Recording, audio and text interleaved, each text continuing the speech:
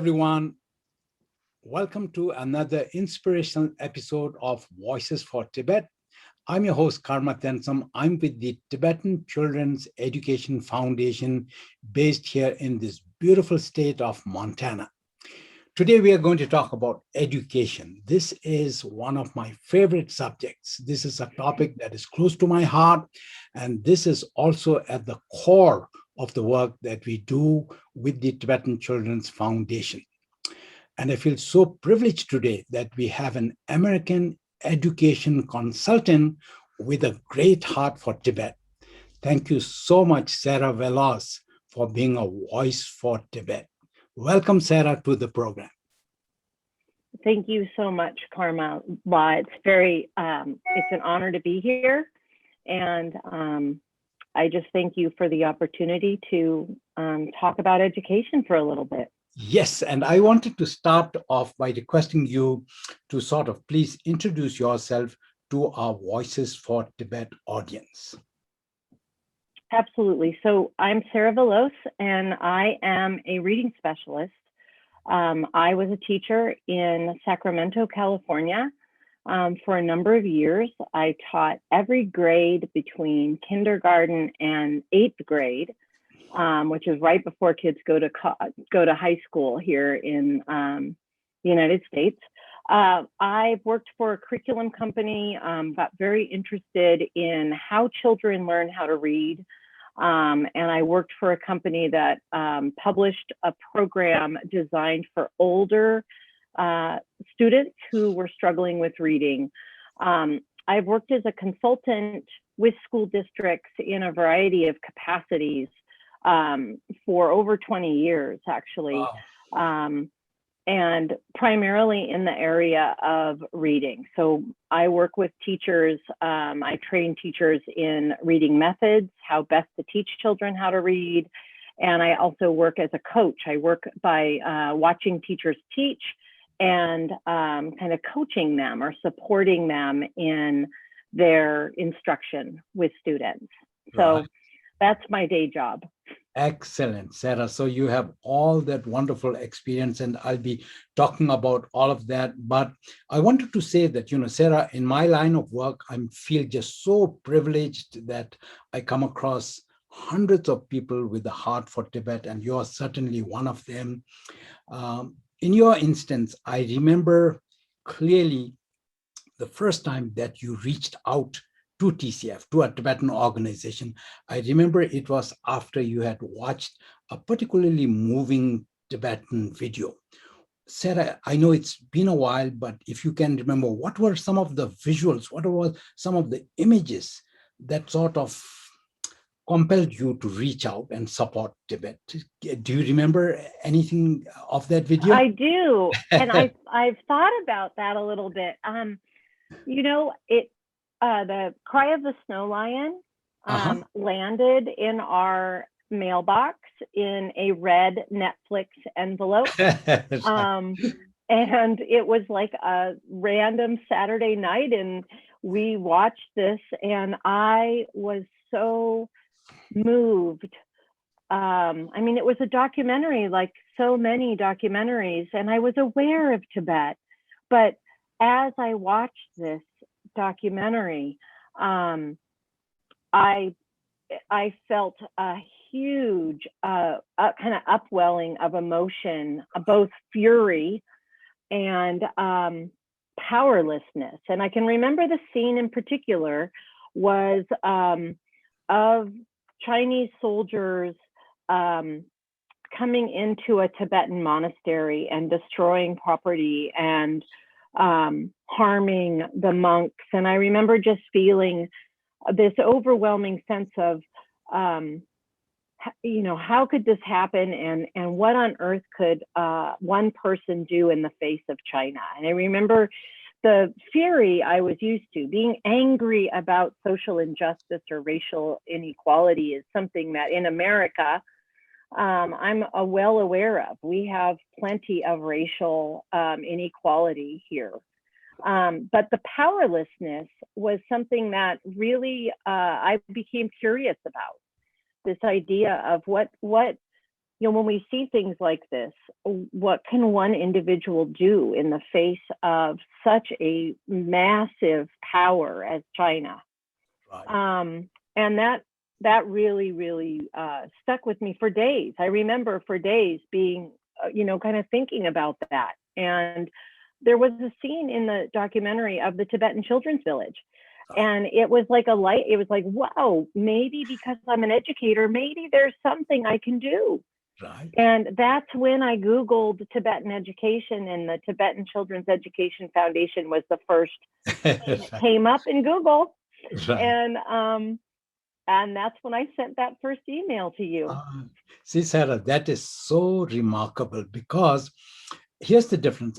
Sarah, I want to say that, there are maybe hundreds and thousands of people who feel empathy, but His Holiness the Dalai Lama teaches that true compassion is when you act on that empathy. And I think that's what you did when you zipped off that first email to me about how you felt for Tibet on that day. And then, of course, one thing led to another. You very soon became a Tibet supporter, a TCEF sponsor. Ultimately, you journeyed all the way from California to Montana, met our board of directors, and then you yourself became a TCEF board of director. And in the meantime, I was always very keen to tap, as an educationalist myself, I was always very keen to tap into your educational expertise. And one thing led to another. And before long, in 2014, you and Raymond landed in Dharamsala, India. And you were there to do this amazing workshop on English acquisition for 25 Tibetan teachers. And I know, as an organizer, as an executive director, that's one of the biggest projects that I've been very, very proud to be associated of. Can you tell us a little bit about how that was for you as an experience, giving this in-service training to all the Tibetan teachers? Yeah, well, first of all, I would say that it was and still is probably the most rewarding professional endeavor in my career. I felt like it was just it was me doing what I do all the time here, but it was such a meaningful audience. And what I remember about obviously, how could you ever forget? But the Tibetan teachers, the earnestness of Tibetan teachers, and the sense of urgency around getting education right for Tibetan children. And so just the overarching willingness of teachers and school leaders, because in 2013, I traveled and visited Tibetan schools. I felt like it was very important to learn. It's one thing to know American education. It's a wholly different thing to know a different culture's educational system in a country that's not even their own. Right. So it's Tibetan education within the context of Indian education. And that was very foreign to me. And I needed to get a sense for how English is taught in Tibetan schools within the context of Indian school systems. Right. And also reading. I was also, reading is part of learning English, obviously, is learning how to read in English. Right. And I wanted to see that. So working with the teachers in the workshop, was just a really phenomenal experience of sharing that beating heart around wanting to get it right for kids. Right. And the universals, right? The universals of teachers who are just so willing and intentional about their instruction. Yes. And I felt like it was two ways. It was, me talking about what I've come to know along the road of study and teaching. And it was also them sharing back with me about their experiences in the classroom with children. Nice. So, it was a wonderful experience. And I still have contact with some of those 25 Oh, teachers wow, that is through amazing. social media. Uh-huh. Yeah, and it's really neat to see those faces and to remember those individuals sitting in that room over those 4 days. Right. And Sarah, I truly, from my heart, I feel like you made a big difference. My best hope is this, that, someday we'll get to do something similar along those lines. But now I wanted to get into perhaps the heart of our talk today and discuss with you education technologies in classrooms. And I ask you this because you have been there in Tibetan classrooms in 2013. You were again there doing that workshop in 2014. Since then, we have had the pandemic. So I realized that things may have shifted and changed a great deal. But simply on the basis of the current trends that you know so well in America as an education consultant, Sarah, what are some of the education technologies that would be so helpful in our Tibetan schools in exile? So again, that it's a hard question to answer from the standpoint of not knowing what's currently on the ground in Right. Tibetan schools in India, right? So True. I always have to like preface the answer with, it's one thing to have my lens that's so clearly focused on the American context because that's where I live, and so I have to frame the answer around what the message that it's very important to have an understanding for what's currently happening in Tibetan schools. Yes. Globally, what I can say from my experience, kind of anecdotally, is that before COVID, some teachers were very adept at technology and many were not. Right. And what's happened with COVID is that it forced all teachers True. to become familiar with virtual instruction, digital Yes. platforms for Yes. instruction, Yes. things like what we're using right now, Zoom. Right. Google has a massive platform in terms of digital instruction and through its Google Classroom. And that Google Classroom is what I see primarily in American schools, which is just basically a digital portal that allows teachers and students to engage both in instruction and assignments completely on a digital platform. Okay. And so, programs like what Google offers through its classroom technology would be very helpful, I think, in terms of technology in Tibetan schools. Okay. But that is all, and as we were talking before we started our formal conversation today, it's all predicated on the ability to get ample bandwidth. Yes. So, there's a lot of wonderful technology out there, but it's dependent upon bandwidth requirements. Right. How fast is the internet? Right. How reliable is the internet? Right. So, Zoom and bringing the world to kids via things like YouTube and videos and educational apps, learning games, and that's all great, but it's all going to balance on, do we have hotspots and bandwidth speed that will enable that? So that, I think this platform of Zoom, Google Meet, that allows for distance learning for teachers and for students. Mm-hmm. So no need to fly, Sarah, to India if we can do a workshop via Zoom. I see that happening a lot in the United States, is that professional learning is happening now through this platform rather than flying consultants hither and yon to do training. We do a lot of training online now. Okay. So I see that as something that would be a very helpful resource as well. So, but again, predicated on, do we have the bandwidth to have that work seamlessly in Indian Tibetan schools? Right. And regarding bandwidth, Sarah, as you know, we have many different schools, and depending on the location, depending on who administer the schools, I know that different Tibetan schools have different internet infrastructure. But I wanted to move forward and, Sarah, ask you about the next one is this.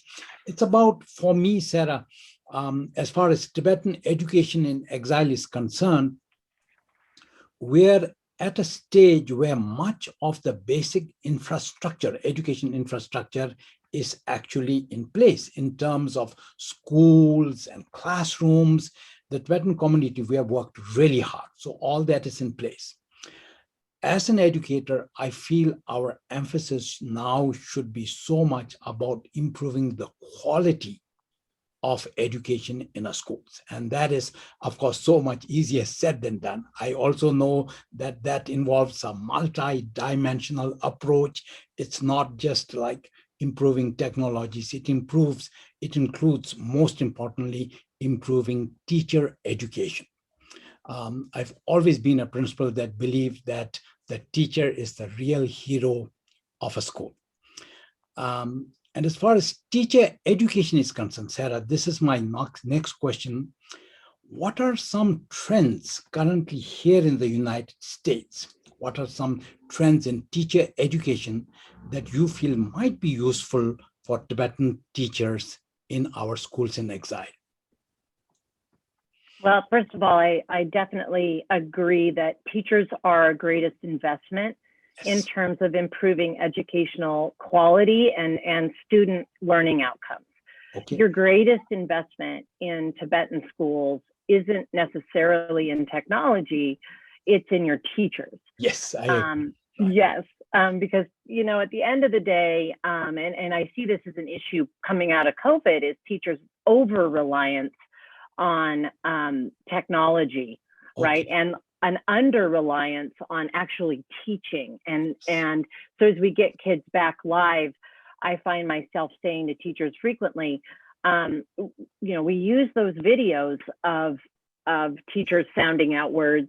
We used all those animated videos when the kids weren't with you, but now that the kids are back, please, you be the one that's doing those things. So in terms of teacher training, Karma, it is so critically important that teachers have the current understanding for the content that they're teaching. And in my instance, that's reading. Right. So if I could just frame my answer around what we know about teaching reading. Okay. And so whether we're teaching reading in Tibetan language or whether we're teaching reading in the English language, it is highly critical that teachers know what the neuroscientists now understand as, we think of it as settled science of how does the brain best learn how to read. Right. And we really want teachers to be content experts in what they teach. And that means that our teacher preparation programs have to be reflective of the most current research. Yes. And a lot of times in the United States, teacher prep programs are not in sync with the research, the current research and pedagogy around teaching reading or teaching mathematics. Right. So it's highly critical that our teacher prep programs have an ear to learning science. Right. It is equally important that once teachers are certified to teach, that we provide ongoing professional learning. Because in the case of reading, the science is evolving, and what we understand about certain components of reading instruction have changed over time. Right. And we need our practitioners, we need our teachers to be keeping pace with new findings around reading research. And again, I'm talking about reading, but if I was a math expert, it would be the same principle that would apply, or science, right? Or history, right? So we want really high quality teacher preparation, and we want really high quality and a commitment to ongoing professional learning as teachers walk their road as teachers in their career. Yes. So things like professional learning, face-to-face, like we are doing here, or like what I did in 2014, Right. ongoing training. And then classroom support, like the coaching is very powerful. So the research shows that the best outcomes for teachers comes from a combination of professional learning Okay. and instructional coaching.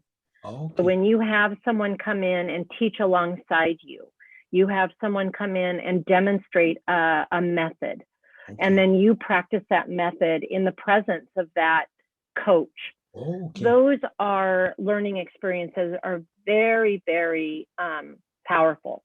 So growing a cadre of Tibetan teachers who are experts, who have proven themselves to be very good at teaching, and are very good at human communication and relationships, and can work with Tibetan teachers. Right. That would be a wonderful project to engage in, is developing your Tibetan teachers to become Tibetan teacher leaders. Oh, yeah. And I saw some of that happening. I had some wonderful conversations with school leaders, principals and headmasters when I was there, who also had the eye on that vision of developing expert Tibetan teachers who could then carry that message to other Tibetan teachers. And that's the best way to proliferate teacher expertise.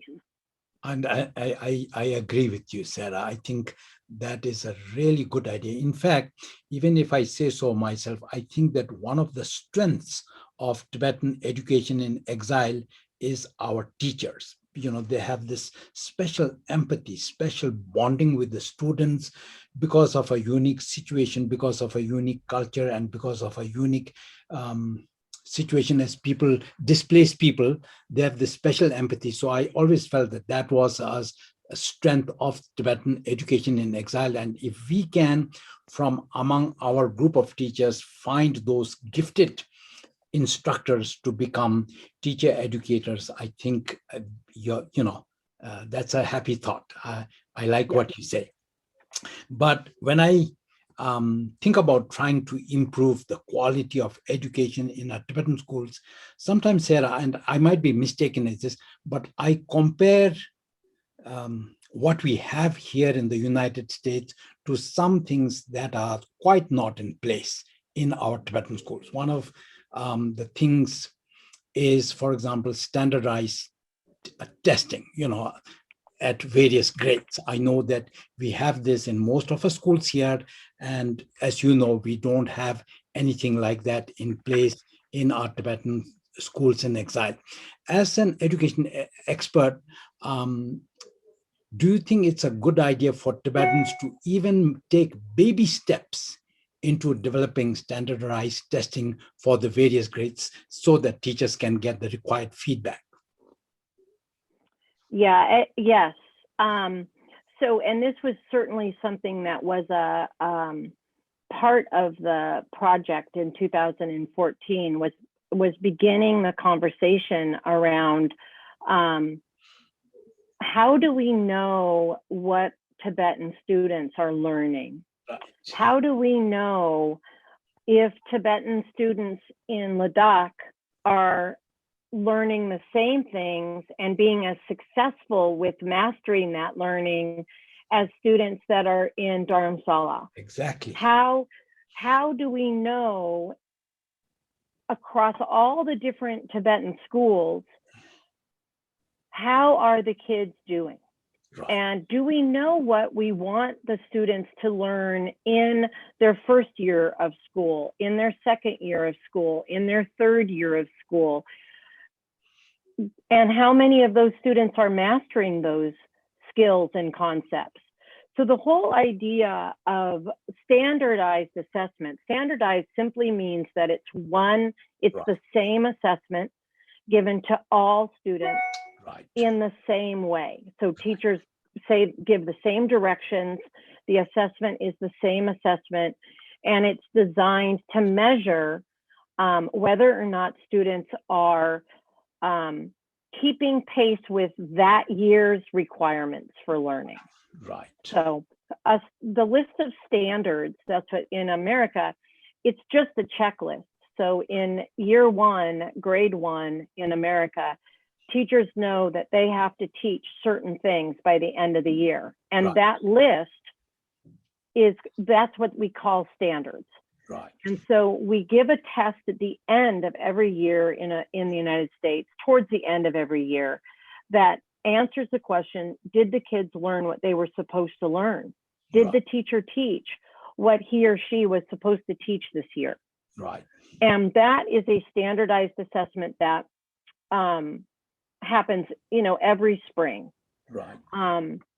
And it is an important piece of information because it gives us some sense for how many kids are keeping pace and how many kids are not. Right. And what do we need to put in place at the beginning of next year so that kids have a better chance of reaching next year's list, checklist of to-do items to learn and know. Right. And that was a very, it's a very simple concept, really, that we need to measure students across the years.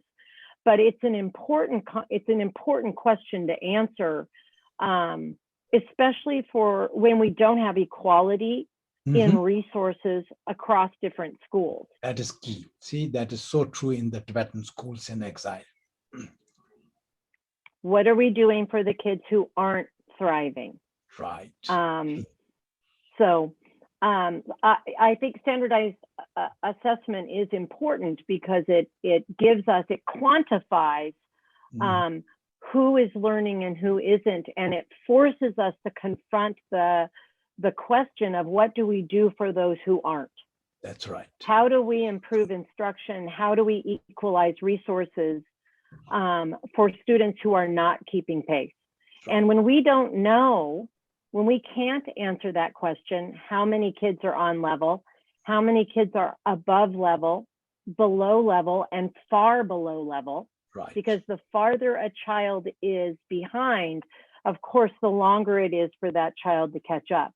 Right. So when we don't know that, it's very hard to give teachers recommendations for what they should be doing year to year to year. Right.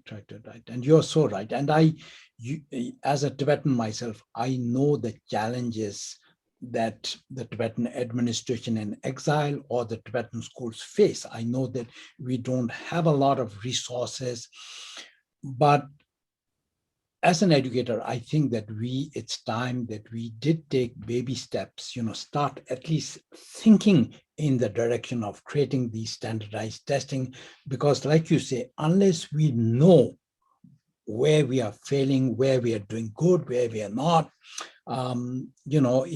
if we have that information, it just makes teaching that much easier. So I was happy to discuss this with you.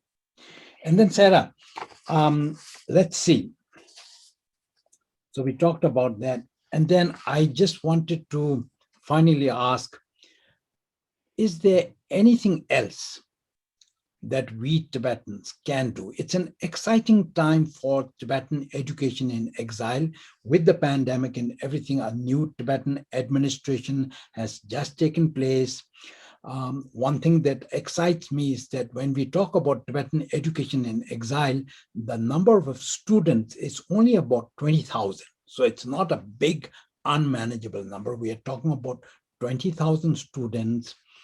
We are talking about 50 to about 70, 80 schools. But it's such a dichotomy. I keep telling you that we have invested a lot in Tibetan education in exile. But right now, we are facing a declining enrollment, and nothing bad about the way we teach. It's a combination of socioeconomic plus also immigration trends. Sarah, can you believe it? Mm-hmm. So a lot of young Tibetans are finding it attractive to immigrate to the West. Tibetan parents are not producing as many children as they do. So due to a certain combination, our enrollment trends are declining. But one of the contributing reasons to our declining enrollment is this, that several Tibetan parents are now choosing to send their children to private Indian schools. Somehow they feel that the quality of education there is simply a little bit better. And as a Tibetan educator, I think that the numbers at about 15 to 20,000 are manageable. I know that we have got a core of great dedicated teachers. Somehow I feel so motivated to push the quality of education in our Tibetan schools that no Tibetan parent need to opt to an Indian private school. So I wanted to ask for your concluding thoughts. What are some steps that Tibetans can take to really try and improve the quality of education in our schools? I'd be very curious to explore the perception of Tibetan parents around the higher quality in Indian private schools. Yes. I think it's really important to get into the details of that, because it's authentic, the desire a parent has to give the very best opportunity to a child. Yes. And so I would be curious about, what is at the foundation for a parent's perception that the Indian private school is a better choice Right. for a Tibetan youngster. And there's a bit of sorrow in me that comes from hearing you describe that, because I know that a huge part of the mission in Tibetan education is cultural preservation. Absolutely. And that is not necessarily guaranteed. I would say probably not. Yes. Guaranteed when we go into and I'm not knocking an Indian private school at all. Right. But what concerns me in the mission of Tibetan education to do two things: to provide the highest quality education to Tibetan children so that they have every opportunity available to them in diaspora, yes. if that is the condition that Tibetans find themselves in. Right. Also, the preservation of Tibetan culture, because that is absolutely fundamental to cultural maintenance. Absolutely. In diaspora. Wow. So my recommendation, I think, would be to invest in teacher preparation, in the quality of teachers, right. To invest in the quality of education that Tibetan schools provide Tibetan students, right. So that they compete Absolutely. With Indian private schools. That's right. So that Tibetan parents choose Tibetan schools knowing in their hearts that this is the best path forward for their Tibetan children. Right. And I do believe that is a goal that is reachable. Right. I don't think that's insurmountable. I think that Tibetan schools, no other place can best educate a Tibetan child than a Tibetan school to be a Tibetan individual in the world outside of Tibet than in the loving arms of Tibetan educators. Right. And Sara, I agree with you. To that core question, what are Tibetan parents looking in these so-called really good Indian private schools? I think it's a combination of many things, but one thing that I can just shoot off from the top of my head is fluency in English, both spoken as well as written, because that is ultimately what is going to open up college admissions. That is ultimately what is going to open up job openings, stuff like that. And that is one reason why we had you train those teachers in English acquisition in all those years ago. And then you make another really important point about Tibetan schools being these sanctuaries for Tibetan culture. In fact, way back in the early 80s, we as education planners, we deliberately opted for a policy of Tibetanization of education, where we printed textbooks in English, where we taught all our subjects in a Tibetan context. And Sara, for an exciting period of time, we had students take tremendous amount of risk from mainland Tibet trying to cross across the Himalayas for a shot at the Tibetan refugee schools in India simply because they were grounding them in their own culture. So I know that, we are doing many things correct in our Tibetan school systems. I know that the suggestions that you gave today will help us improve the quality of education in our schools, and that is so close to my heart. So thank you again, Sara, for all your valuable advice. I will try and relay as much of it as possible to our partners in exile and try to help our students even more. And then finally, thank you everyone and anyone who is watching this program.